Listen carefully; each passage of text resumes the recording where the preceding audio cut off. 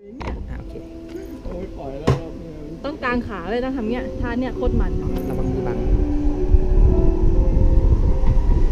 เดี๋ยวจะไม่กรี๊ดนะรอบเนี้ย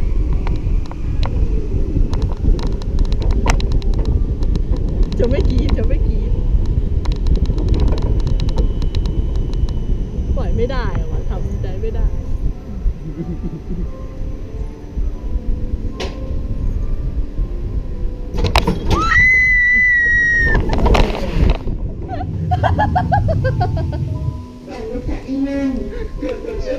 อีกรอบป่ะพี่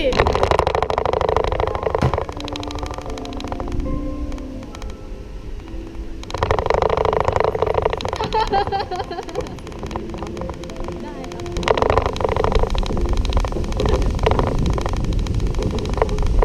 กระจายกันนะพี่ข้าวหวานเสียวไม่น่าไหลตรง เราไม่ใช่ หนูไม่เคยขับจริงนะคนเดียว